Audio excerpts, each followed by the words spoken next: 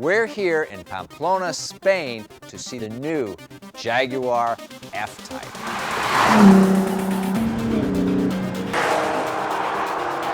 When you think of the great sports car makers in the history of the automobile, Jaguar is right up there at the front. And it's very easy to go through the alphabet to remember all the great cars. This C-Type, one of the great sports racing cars ever, followed immediately by this, the D-Type, the all-conquering car, winner at Le Mans, magnificent fairing in the back. We don't know if it did anything aerodynamically, but boy, it sure looks nice. This up here, whenever anybody comes up with a list of the all-time most beautiful cars ever made, the Jaguar E-Type is on it. What are you going to do when you're going to make a successor to these beautiful cars? First of all, you know the letter you're going to use. It's going to be F for F-Type. And this is what Jaguar has come up with, the all-new F-Type sports car.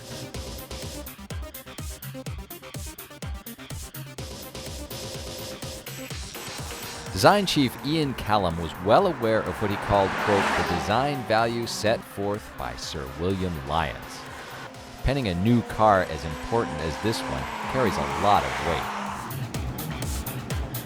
While a lot of the F-Type's proportions, as are most cars nowadays, are dictated by government mandates for safety, there was some room to add a distinctive Jaguar flair, particularly in the rear haunches.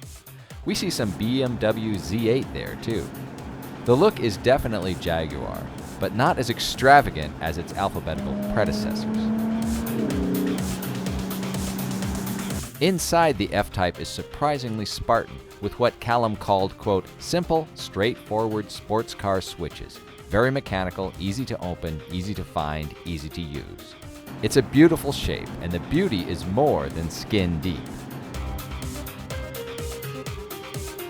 Well, look at this. I leave my car parked here in the mean streets of Navarra for just a little while, and it's been stripped. But that gives us an opportunity to examine more closely the Jag F-Type with none of the stuff on top of it. What you're looking at here is aluminum.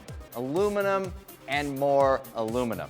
It is extruded, it is stamped, it is riveted, it is adhesed. There are 2,500 rivets holding it together. There is 100 meters of adhesion holding it together. It is very, very tight, 18,000 Newton meters per degree for you engineers out there. The rest of you just understand that it's stiff.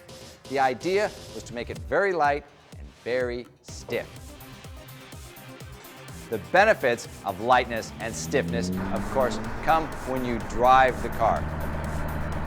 We are heading out now on the Circuito de Navarra with a professional instructor here, so nothing bad can possibly happen. For a Jag, it's certainly got to be the sportiest Jag that has been made in the modern era. The balance of this car is a nice 50-50 with two people in it, which is what we have right now. The engine itself sits right on top of the front axle, and they had moved it back as far as they possibly could. It's a relatively small car, especially for a Jag. Now we're entering the back straight, so you'll hear some good exhaust. We're watching the red line, seems to shift about 6750.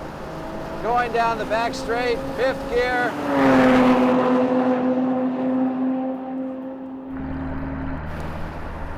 See the instructor's braking foot going down. Thank you very much.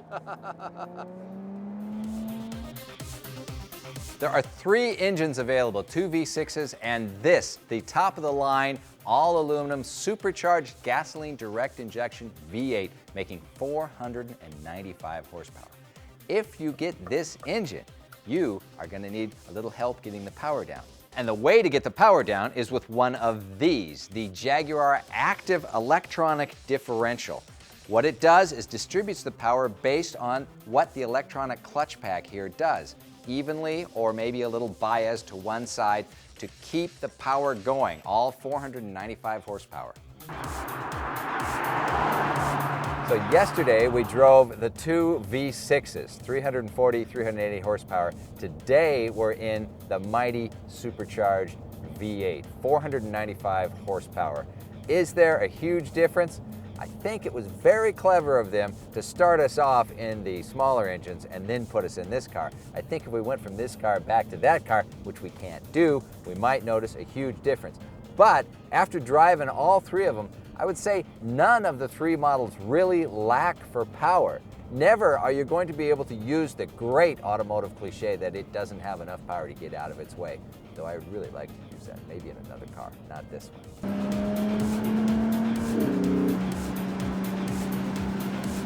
The interesting thing about this car is that it has so much mechanical grip, so when you're really pushing it hard, it very rarely gets out of line. In fact, yesterday at the track, when we turned off all the stability control features, first it was very easy to spin it up.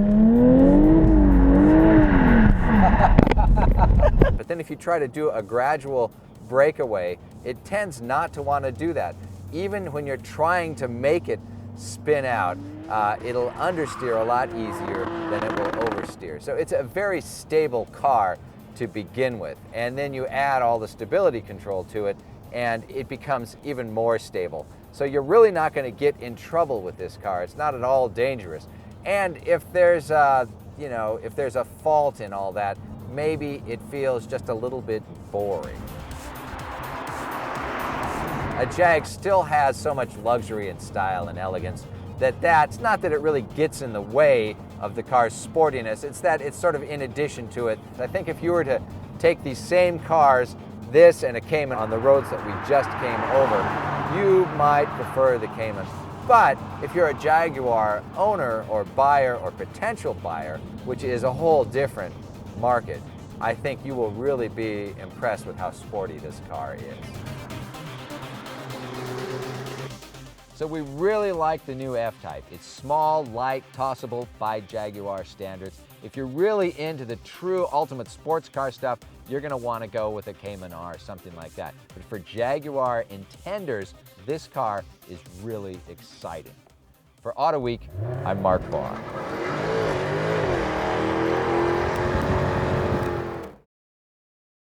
Catch all the latest auto enthusiast news at AutoWeek.com, in Auto Week magazine and iPad edition. Talk with us on Facebook, YouTube, and Twitter at AutoWeek USA.